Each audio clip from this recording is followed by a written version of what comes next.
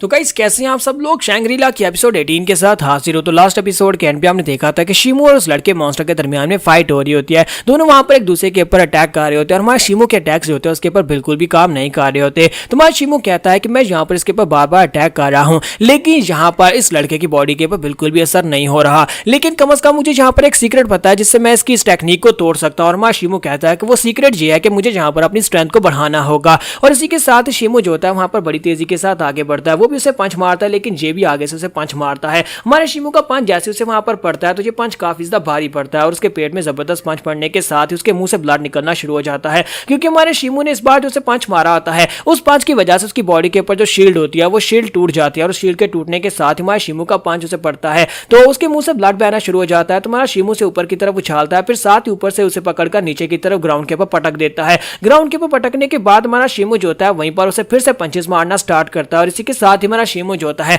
वहां पर सोच रहा था कैसे उसने पत्थरों से बड़े हुए एक बड़े से लोहे के जार को किस तरह से तोड़ा था, और वो उसी पावर को वहां पर यूटिलाइज करते हुए उसके ऊपर बहुत सारे पंचेस मारना स्टार्ट करता है। और एंड के ऊपर हमारे शिमो के दोनों हाथों से ब्लड बह रहा था, क्योंकि जिस पंच को वो यूज कर रहा था उस पूरी बाजू के अंदर से उसकी सारी नसें फट चुकी होती हैं। तो हमारा शिमो कहता है कि तुमने यहाँ पर सीनियर सांजिन के साथ जो कुछ भी किया उसका बदला तुम्हें चुकाना तो पड़ेगा। इसी के साथ ही हमारा शिमो वहां पर अपने फाइनल अटैक को यूज करता है जो कि स्टोन ब्रेकिंग फिस्ट की फाइनल फॉर्म होती है। तो वो स्टोन ब्रेकिंग फिस्ट की फाइनल फॉर्म को यूज करते हुए जैसे ही वहां पर उसके ऊपर एक जबरदस्त पंच मारता है तो पूरे का पूरा अरीना टूट जाता है। वहां पर पिलर्स टूटते हैं और अरीना ऊपर से नीचे गिर जाता है। सभी नीचे खड़े लोग वहां से भागना शुरू कर देते हैं और कहते हैं कि जहां से भागो, जहां से भागो, पूरा अरीना गिर रहा है। और इसी के साथ ही हमारे शिमो ने जहां पर उस मॉन्स्टर को हरा दिया, क्योंकि इस पंच के साथ वो लड़का जो होता है ग्राउंड के ऊपर गिर जाता है। उस बेचारे के 2-4 दांत भी टूट चुके होते हैं और वो होश में बिल्कुल भी नहीं होता। तो अनाउंसर कहते हैं कि तो इस मैच को जहां पर ली फेंग डोजो से शिमो ने जीत लिया है। तो शिमो ने इस फाइट को जीत लिया। तो हमारा शिमो जो होता है वहां पर अपने मास्टर की तरफ देखता है और वो सभी लोग उसकी तरफ देख रहे होते हैं और उसके मास्टर काफी ज्यादा खुश हो रहे होते हैं। और इसी के साथ ही वहां पर उन सभी में एक नई बहस शुरू हो जाती है। वो सभी लोग जहां पर स्टोन ब्रेकिंग फिस्ट के बारे में बात करना शुरू कर देते हैं और कहते हैं कि इस लड़के ने जहां पर स्टोन ब्रेकिंग फिस्ट की फाइनल फॉर्म को यूज किया,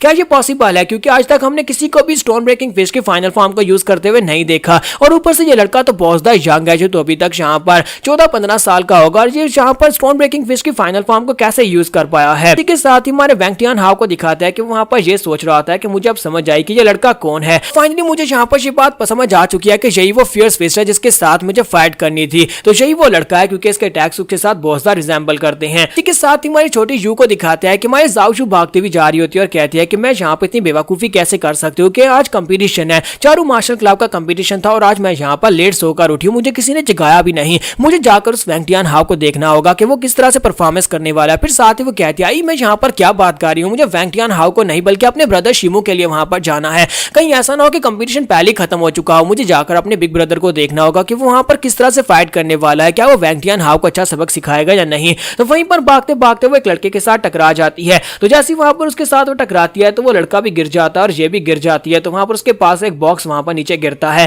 तो जाओशू जो होती है उसे कहती है क्या तुम अंधे हो, क्या तुम देखकर नहीं चल सकते, तुम्हें देखकर चलना चाहिए। और वो उसका कजन ही होता है, वो अपना मुंह छुपा लेता है और जल्दी से अपने बॉक्स को उठाता है और उसे कहता है कि ये क्या है, यहाँ पर क्या कर रही है। और वो अपना बॉक्स उठाकर बड़ी तेजी से वहां पर से भाग जाता है। तो जाओशू कहती है कि मुझे लगता है कि ये भी कंपटीशन देखने के लिए जा रहा है, क्योंकि वो भी कंपटीशन वाली डायरेक्शन में ही जा रहा होता है। तो जाओशू कहते हैं मुझे भी वहीं पर जाना चाहिए, हो सकता है कि ये जल्दी में हो तो मैं भी जल्दी में ही हूँ। और वो भी जल्दी से वहां पर उसके पीछे भागना शुरू कर देती है, जबकि कजिन ब्रदर इंटियान वहां पर ये सोच रहा था कि ये कमीनी जाओशू यहाँ पर क्या कर रही है। अगर इसने वहां पर मुझे देख लिया होता और मेरे पास से इस चीज को नोटिस कर लिया था तो मेरा सारे का सारा प्लान फेल हो जाता। और इसी के साथ ही उस बॉक्स के बारे में बताता है कि वो हुआ ने उसे ये वाला बॉक्स इसलिए दिया था क्योंकि इस बॉक्स के अंदर एक ट्रिगर मैकेनिज्म लगा हुआ है जिसके अंदर बहुत सारे डार्ट्स हैं जिनके अंदर पॉइजन है। तो उसने कहा था कि तुम्हें उस कंपटीशन के दौरान फाइनल अटैक से पहले एक निशाना लगाकर शिमो के ऊपर अटैक करना होगा। जब नीडल उसकी बॉडी के अंदर लगेगी तो सभी लोगों को यही लगेगा कि अटैक्स करने की वजह से वो बहुत ज्यादा वीक था, इसी वजह से वो नीचे गिर गया। लेकिन किसी को भी इस बारे में समझ नहीं आएगी कि पॉइजन की वजह से वो मरा है। सभी लोग यही समझेंगे कंपटीशन में फाइटिंग की वजह से वो मरा है। इसी के साथ ही वो कंपटीशन साइट के ऊपर पहुंच जाता है और जाओशू भी वहां पर पहुंच जाती है। वहां पर पहुंचने के बाद चलाकर कहती है ब्रदर शिमो तुम कहां पर हो।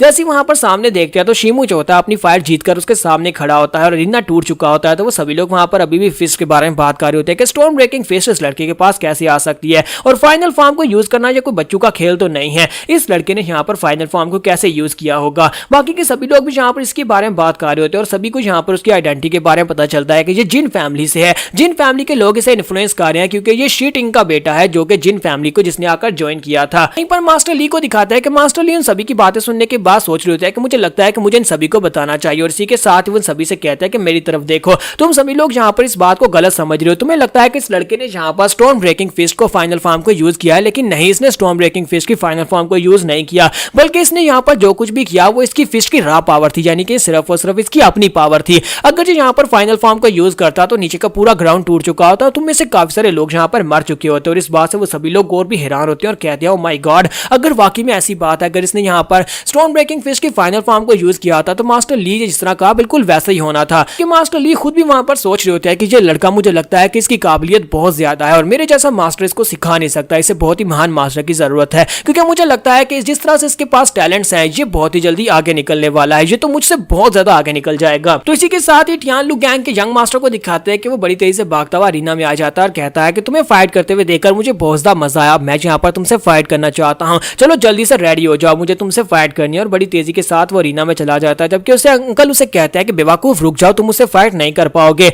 लेकिन जैसे ही वो वहां पर अरीना में एंटर होता है, इसी के साथ ही शिमू से फाइट करने के लिए रेडी हो रहा होता है। जब वहां पर फाइट करने के लिए रेडी हो रहा होता है, इसी के साथ ही वैंग टियानहाओ वहां पर बीच में आ जाता है और अपने बाले के साथ उसके ऊपर अटैक करके उसे अरीना से बाहर फेंक देता है और कहता है, जहां से दफा हो जाओ, तुम इससे फाइट नहीं कर पाओगे, इसका मुकाबला सिर्फ और सिर्फ मैं ही कर सकता हूँ, सिर्फ मैं फाइट कर सकता हूँ। और उसे बाहर फेंकने के बाद वहां पर फाइट करने के लिए रेडी हो जाता है और हमारे शिमू से कहता है, क्या तुम ही फियर्स फेस्ट हो? तुम्हारा शिमू उसकी बात सुनने के बाद कहता है, नहीं, मैं किसी फियर्स फेस्ट को नहीं जानता, तुम यहाँ पर किसकी बात कर रहे हो? तो वैंग टियानहाओ से कहता है कि तुम यहाँ पर मेरे सामने खड़े होकर इस बात को मानने से मना कर रहे हो, चलो इस बात से कोई फर्क नहीं पड़ता, वैसे भी यहाँ पर जब हम लोग फाइट करेंगे मुझे पता चल ही जाएगा कि तुम कौन हो, चलो जल्दी से अब यहाँ पर रेडी हो जाओ कि आज यहाँ पर जो तुम्हें हराने वाला है वो मैं हूँ, क्योंकि मैं यहाँ पर हरा कर तुम्हें फिर से पूरे के पूरे फैंक्शन सिटी का सबसे महान टॉप डिसाइपल बन जाऊंगा। तो हमारा जो शिमू होता है वो भी फाइट करने के लिए रेडी होता है और इसी के साथ दिखाते हैं कि दोनों वहां पर पूरी हाइप में होते हैं और दोनों एक दूसरे के ऊपर अटैक करने के लिए रेडी होते हैं। जबकि बाकी के सभी लोग कहते हैं कि लगता है कि ये वाली फाइट यहाँ की सबसे बड़ी और महान फाइट होने वाली है।